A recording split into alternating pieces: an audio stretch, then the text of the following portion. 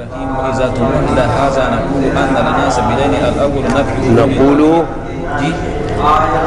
نقول إن لنا سبيلين الأول نفي وجود كلي طبيعي في الخارج كما هو الحق عندي، وسنذكر برهانه قويا على ذلك في مقامه وإن كان مخالفا لجمهور الحكماء لكني في مقام التحقيق لست من الذين تقلدوا بغلائدهم. وعلى هذا التقدير ليس في عالم الكون إلا تشخصات المحضة هي الوجودات الحقيقية، لأن التحقيق أن الوجود إما عين التشخص كما هو رأي الفارابي أو مساوق له كما هو رأي غيره، ومعنى المساوقة ها هنا ألا يتخلف أحدهما عن الآخر تخلفا زمانيا أو ذاتيا، فلو كان الوجود عارضا لها أو جزءا أو منفصلا يكون العينية أو المساوقية كما لا يخفى كما لا يخفى على من له أدنى تأمل، بل لابد أن يكون عينا، فإذا تقررت العينية فلم يتحقق الهيئة التركيبية بين شيء وجوده، اللهم إلا في الذهن باعتبار انتزاع معنى الوجود المصدري وانتسابه بذهن إليه ومنشأ هذين الأمرين الاعتبارين نفس تلك التشخصات في الخارج ومنشأ هذين الأمرين الاعتبارين نفس اعتباريين نفس تلك التشخصات في الخارج، فهي ثمرات للجاعل بالذات. وأما الوجود المصدري وانتسابه إلى تلك فهما ثمرتان بالطبع لكونهما اعتبارين محضا، وهذا المعنى اعتباريين محضا، وهذا المعنى يحقق الجعل البسيطة.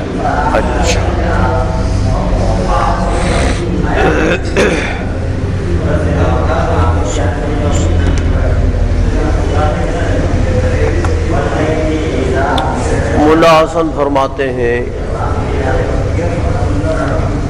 کہ اس تمہید کے بعد کہ جو اثر بذات ہوگا جاعل کے جعل کا، وہ امر اعتباری نہیں ہوگا، اعتبار معتبر پر اس کا وجود موقوف نہیں ہوگا، نفس الامری ہوگا۔ کہتے ہیں اس تمہید کے بعد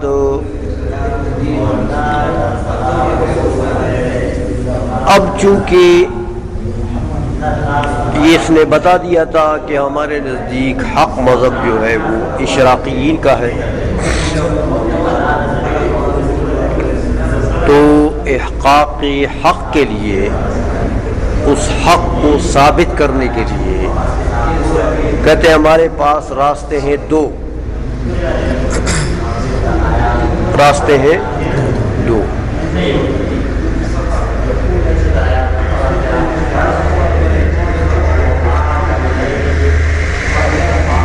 ایک راستہ یہ ہے کہ ہم کلی طبعی کا خارج میں وجود سے انکار کرتے ہیں، کہ کلی طبعی خارج میں موجود نہیں ہے۔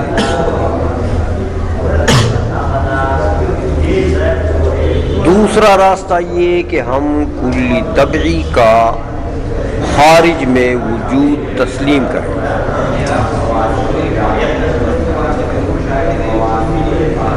دو طریقے ہیں ہمارے پاس، یا مانیں گے کلی طبعی کا وجود خارج میں یا نہیں مانیں گے۔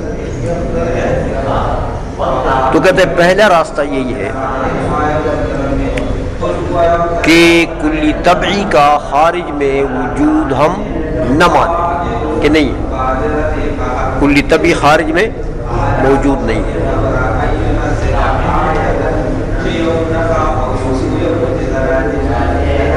یہ بات کہ کلی طبعی خارج میں موجود نہیں ہے،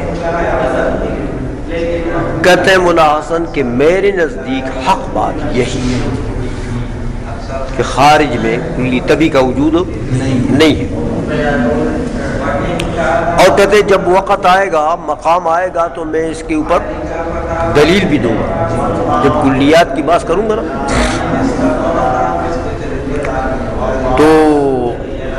اس پر دلیل بھی دوں گا، اس لیے کہتے ہیں کہ ما هو الحق عندي وسنذكر برهانا قويا على ذلك في مقامه.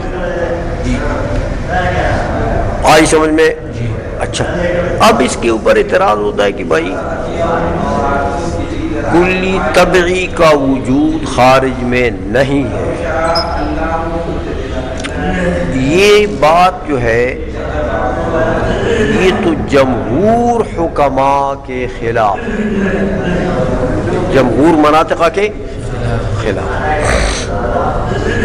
جمہور مناطقہ جو ہیں وہ قائل ہیں اور وہ کہتے ہیں کہ کلی طبعی خارج میں موجود ہے. تو تم کہتے ہو میرے نزدیک یہی حق ہے اور میں اس پر دلیل بھی دوں گا. تو یہ تو جمہور کی مخالفت کر رہے ہیں. کہتے ہیں ٹھیک ہے، مجھے پتا ہے کہ یہ بات جمہور کے قول کے تو خلاف ہے، لیکن جب میں مقام تحقیق میں اتر جاؤں، مقام تحقیق کے میدان تحقیق میں جب میں اتر جاؤں تو پھر میرے گردن میں کسی کا قلادہ نہیں ہوتا،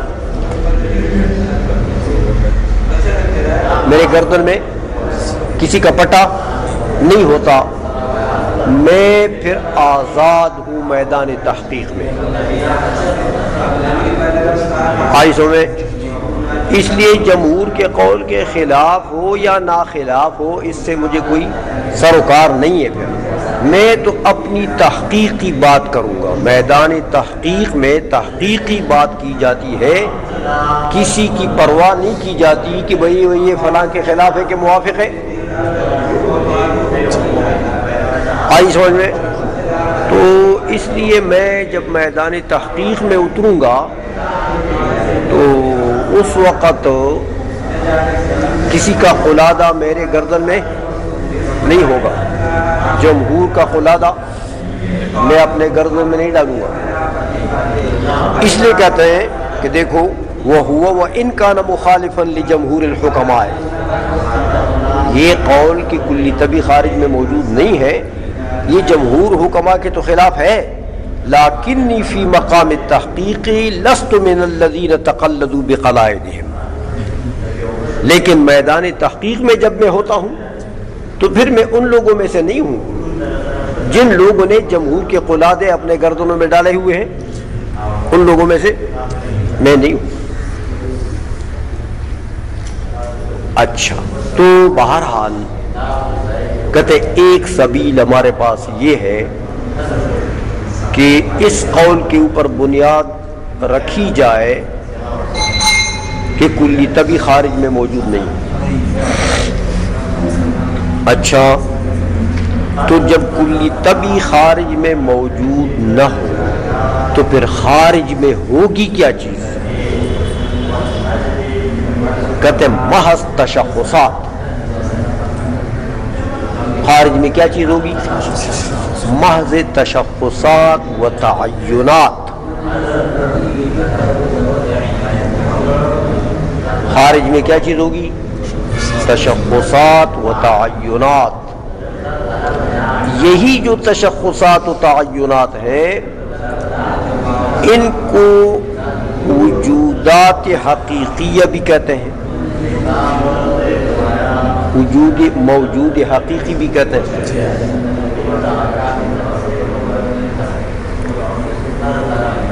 سمجھ آئیے؟ اور دیکھو یہ جو تشخصات خارج میں رہ گئی ہیں،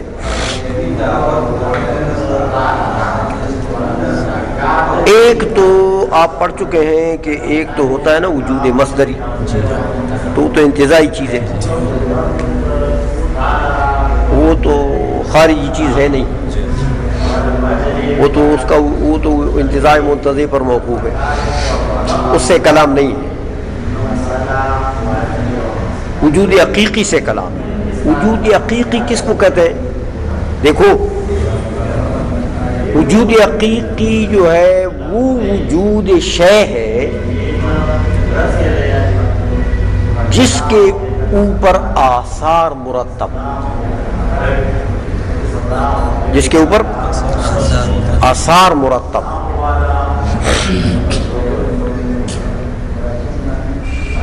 یعنی وہ وجود مصدر آثار بن جائے، مصدر آثار بن جائے، وہ وجود حقیقی ہے۔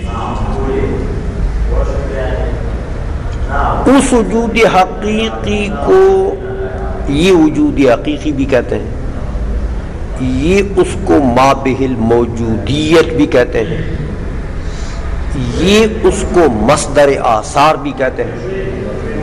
یہ مختلف تعبیرات ہیں، سمجھ میں آ گئی ہے؟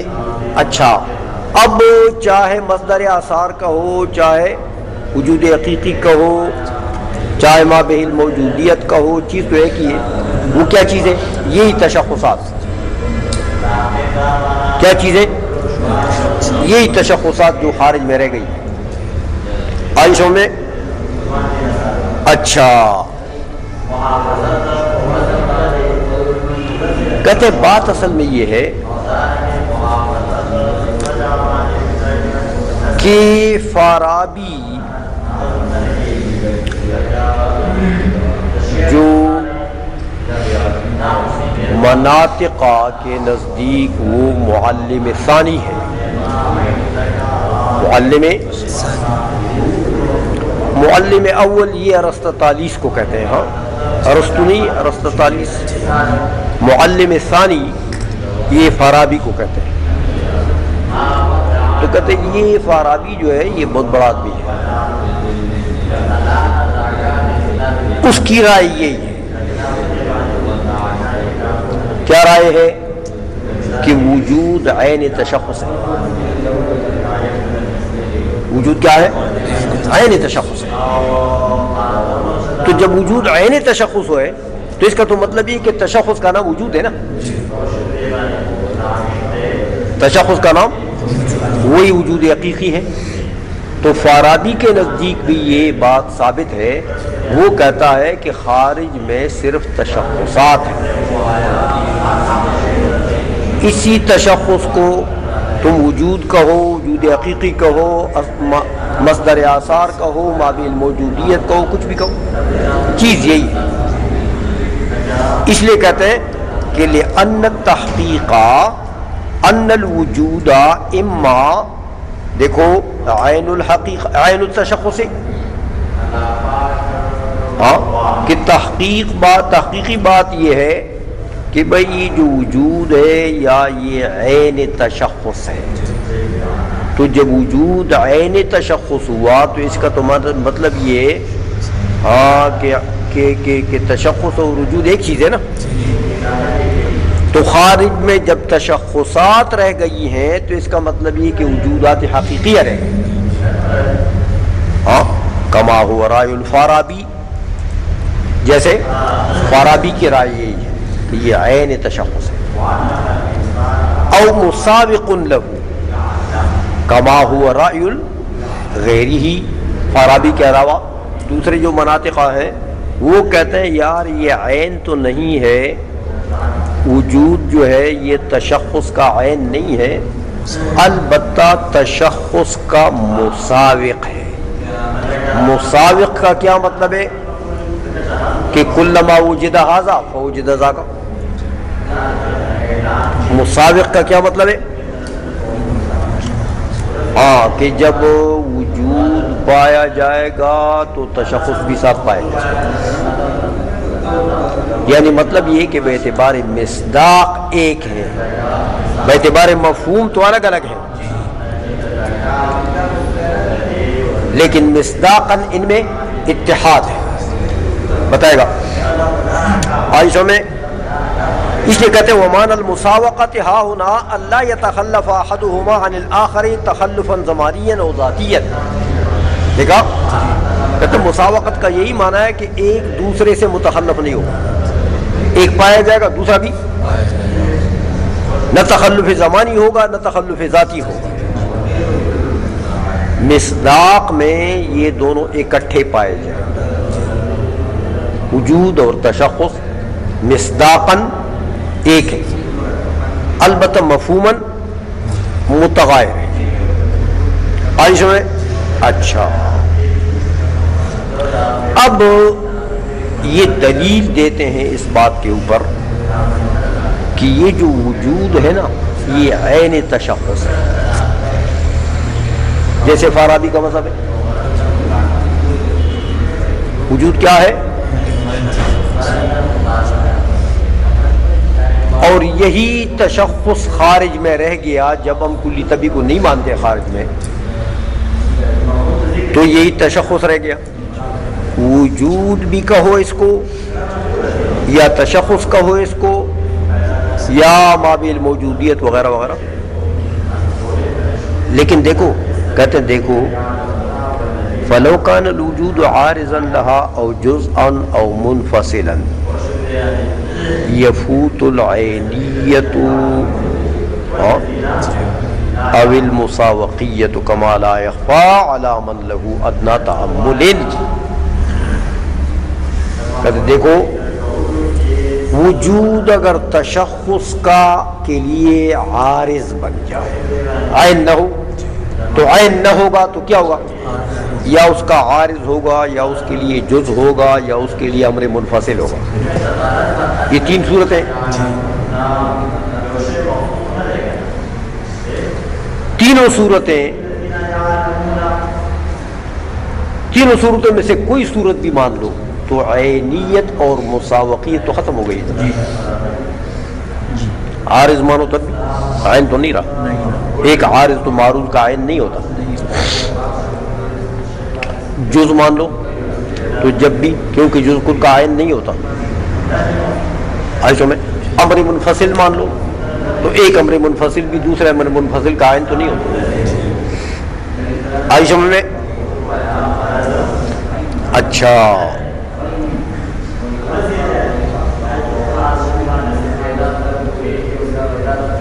تو بھائی اب دیکھو اگر وجود تشخص کا عارض ہو یا جز ہو یا امر منفصل ہو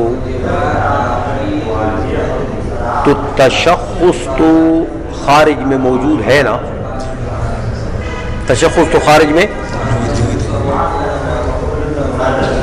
تو یہ وجود اگر اس کا عارض ہے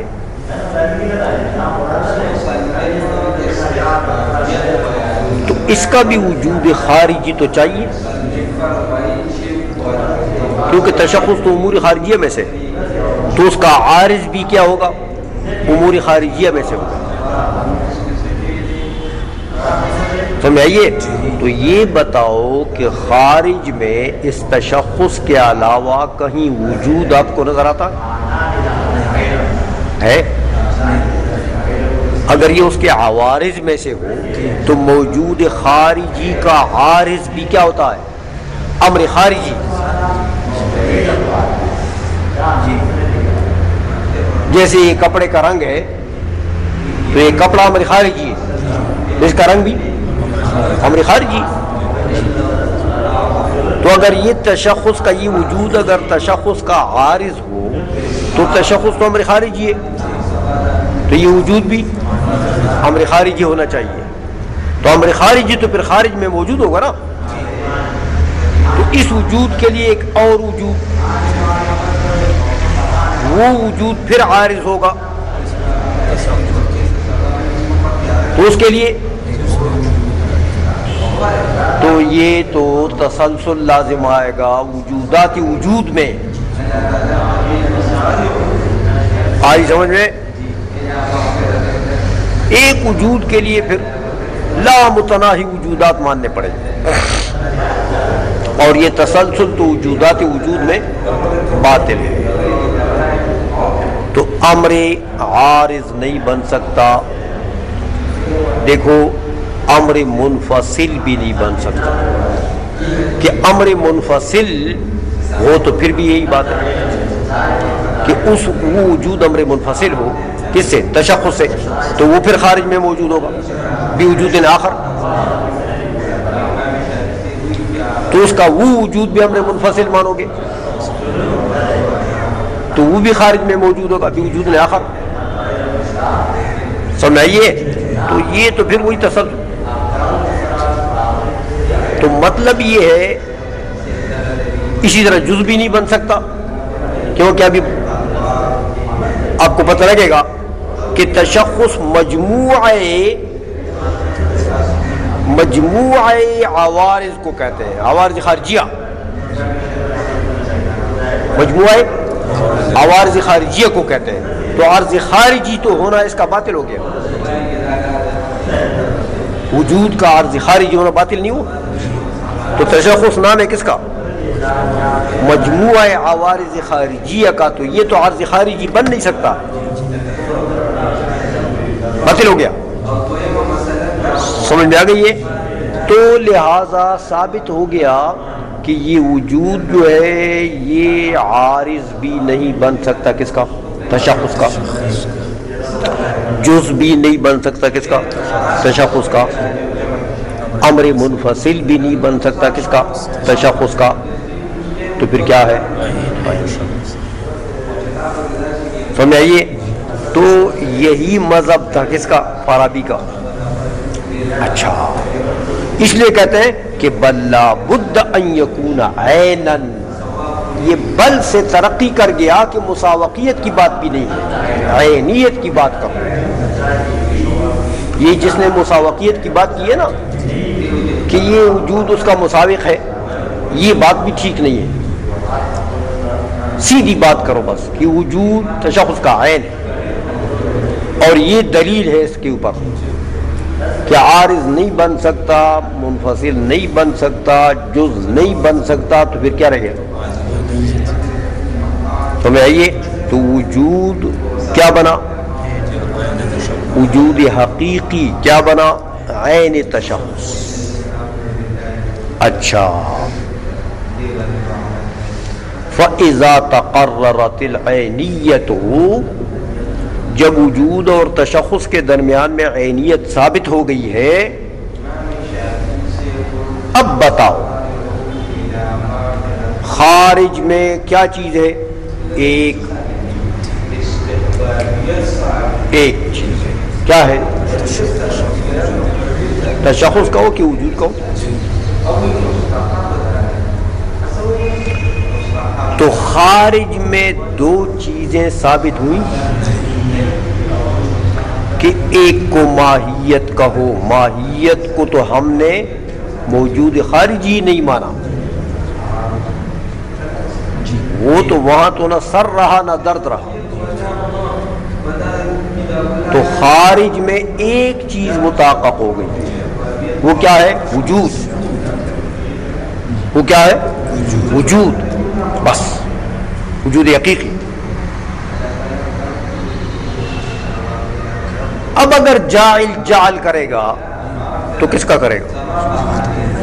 جو چیز خارج میں موجود ہے اس کا جعل کرے گا۔ تو خارج میں کیا چیز ہے؟ وجود کا ہو، تشخص کا ہو، اسی کا جعل، وہی اثر بالذات بنے گا کس کا؟ جعل کا۔ ہیئت ترکیبی امر واحد میں بن سکتی ہے؟ یہاں تو خارج میں صرف امر واحد ہے، ہیئت ترکیبی تو بنتی ہے کم از کم دو چیزوں میں، تو یہاں تو دو ہیں ہی نہیں، ایک ہی ہے۔ تو ایک اکائی میں تو ہیئت ترکیبی بن نہیں سکتی، اور جعل مؤلف کے لیے کیا چاہیے؟ ہیئت ترکیبی چاہیے، جعل مؤلف کے لیے۔ ہاں، تو جعل مؤلف بغیر ہیئت ترکیبی کے تو ہو نہیں سکتا، اور یہاں تو ہیئت ترکیبی بن نہیں سکتی، امر واحد ہے بھائی۔ تو اگر مجعول جاعل ہوگا تو وہ کیا چیز ہوگی؟ یہی ایک چیز جو امر خارجی ہے، سمجھ آئیے؟ یہی ایک چیز۔ تو یہ جعل بسیط ہو گیا کہ جعل مؤلف ہو گیا؟ تو پتہ لگا کہ جعل بسیط والا مذہب صحیح ہے۔ آئی سمجھ میں؟ جی۔ فارابی جو معلم ثانی ہے اس کا قول اگر لیں گے اور ہم نے دلیل سے ثابت کر دیا کہ اس کا یہ مذہب ٹھیک ہے، اس کا قول صحیح ہے کہ وجود تشخص کا عین ہے، قائسوں میں، اور کلی طبعی خارج میں موجود نہیں ہے۔ تو اس پر بنیاد رکھتے ہوئے جعل بسیط جو ہے وہی ثابت ہو گیا۔ اس لیے کہتے ہیں کہ بھائی دیکھو، فَلَمْ يَتَحَقَّقِ الْهَيْئَةُ التَّرْكِيبِيَّةُ بَيْنَ الشَّيْءِ وَوُجُودِهِ، حیات ترکیبیہ تو متحقق ہی نہ ہوئی بین الشیء ووجودہ۔ سمجھ آئیے، یہاں شے سے مراد ماہیت تو نہیں لے سکتے ہو، کیونکہ ماہیت کو تو تم نے عدم فرض کر لیا، تو شے سے مراد کیا؟ تشخص، اور تشخص کا وجود، وہ تو دونوں عین ہے۔ تو ہیئت ترکیبی تو بنے گی کب؟ کہ شے غیر ہو وجود کا، کہ شے غیر ہو وجود کا، تو پھر ہیئت ترکیبی بنے گی، تو پھر جعل مؤلف بنے گا۔ عائشہ میں اچھا، فلم يتحقق الهيئة الترکیبیہ تو بین الشیء ووجودہ، لہذا جب ہے ترکیبی نہ بنی تو جعل بسیط تو ثابت ہو گیا۔ ہاں البتہ کہتے ہیں میں نے تمہید میں آپ کو کہہ دیا تھا کہ اگر آپ امور انتزاعیہ کو گویا کہ اثر جعل کہیں گے، ہاں اثر بالذات جعل کا اگر تم کہو گے کس کو؟ امور انتزاعیہ کو، تو یہ میں نے بتا دیا تھا تمہیدی مقدمے میں کہ وہ بے اعتبار مناشی ہوں گے، وہ بے اعتبار، ہاں تو تم اگر وجود کا انتزاع کرو، یہ جو تشخص ہے نا، اس تشخص سے وجود کا انتزاع کرو تو یہ وجود مصدری ہو جائے گا نا، وجود انتزاعی ہو جائے گا۔ تو یہ وجود انتزاعی اثر بالذات جائل کا بن سکتا ہے؟ یہ تو انتزاعی ہے، تو یہ کیسے بنے گا؟ بے اعتبار منشا۔ تو دیکھو، ایک منشا ہے، ایک وجود انتزاعی ہے، ایک وجود انتزاعی کی نسبت ہے اس منشا کی طرف سے، یعنی وہ تشخص وہی منشا ہے، سمجھ میں آئیے؟ تو ان میں اگر تم ہیئت ترکیبی بناتے ہو، اس طریقے سے اگر بناتے ہو کہ امور ذہنیہ میں، کیونکہ انتزاعیات تو ذہن میں ہوں گی نا، وجود کا اگر تم انتزاع کرتے ہو کس سے؟ اس تشخص سے، اور پھر اس وجود انتزاعی کی نسبت کرتے ہو کس کی طرف ہو؟ منشے کی طرف ہو، تو یہاں تین چیزیں ہو گئی ہیں، بالکل ہیئت ترکیبی تو بن گئی، لیکن جعل کا اثر بالذات ان تینوں میں سے کون سا ہوگا؟ منشا، کہ منشے کا وجود جو ہے وہ اعتبار معتبر پر موقوف نہیں ہے، یہ وجود اور یہ نسبت، ان دونوں کا تو، یہ دونوں تو انتزاعی ہیں، تو وہ اثر بالذات بن سکیں گے۔ تو اگر بطریقہ انتزاعیات تم ہیئت ترکیبی بناتے ہو تو اس میں بھی اثر بالذات جعل کا کون ہوگا؟ منشا، سمجھ میں آ گئی ہے؟ تو وہ منشا کیا ہے؟ وہی تشخص ہے، کہ خارج میں تو اور کچھ ہے نہیں۔ تو اثر بالذات جب منشا ہو گیا، نفس الامری چیز ہو گئی ہے، تو وہی ماہیت ہے، اس کو ماہیت کہو، اس کو وجود کہو، اس کو تشخص کہو، تو یہ پھر جعل بالذات، جعل بسیط ہو گیا کہ اثر بالذات ماہیت ہے، اور یہ انتزاعیات بالطبع، اثر بالطبع، سمجھ میں آ گئی ہے؟ تو بہرحال دونوں صورتوں میں ثابت ہو گیا کہ جعل بسیط حق ہے، جعل بسیط ہو، سمجھ میں آ گئی ہے؟ اللہم الا فی الذہن، ہاں کہتے ذہن میں ہیئت ترکیبی بن سکتی. وہ کیسے؟ باعتبار انتزاع معنی الوجود المصدری، کہ ذہن میں تم کیا کرو، اس تشخص خارجی اور وجود خارجی سے انتزاع کر دو. کس کا؟ وجود مصدری کا. انتزاعی تو مصدری ہوگا. وانتسابہ فی الذہن الیہ، اور پھر ذہن میں اس کی نسبت کرو اس منشے کی طرف. تو اب حیات ترکیبی تو بن گئی. لیکن وَمَنْشَأُ هَذَيْنِ الْأَمْرَيْنِ الْاعْتِبَارِيَّيْنِ نَفْسُ تِلْكَ التَّشَخُّصَاتِ فِي الْخَارِجِ. ان دو انتزاعی چیزوں کا کیا؟ وجود مصدری اور نسبت. ان دو انتزاعیات کا منشا کیا چیز ہے؟ نفس تلک التشخصات فی الخارج. یہی ہے. تو جب یہ منشا ہے، اور تمہید میں میں نے بتا دیا تھا آپ کو کہ انتزاعیات کو اگر آپ مجہول بنائیں گے تو باعتبار مناشی ہوگی. تو فہی ثمرات للجاعل بالذات، یہ تشخصات کیا ہے؟ یہ جعل کا بالذات ثمرہ ہے. وَأَمَّا الْوُجُودُ الْمَصْدَرِ وَانْتِسَابُهُ إِلَى تِلْكَ، وہ وجود مصدری اور اس کا انتساب، تو فَهُمَا ثَمَرَتَانِ بِالطَّبْعِ، وہ بالطبع ثمرہ ہیں. کیوں؟ لِكَوْنِهِمَا اعتباریَّن مَحْضًا، کیونکہ وہ تو محض اعتباریات ہیں. تو اعتباریات تو اثر بالذات، تمہیدی مقدمہ میں نے کہہ دیا کہ وہ تو جعل کا اثر بالذات نہیں بن سکتا. سمجھ آ گئی ہے؟ وَهَذَا الْمَعنَى يُحَقِّقُ الْجَعْلَ الْبَسِيطَ، اور یہ معنی ہاں جعل بسیط کی مضبوطی کرتا ہے کہ بھئی جعل بسیط حق ہے. آئی سمجھ میں کہ نہیں آئی؟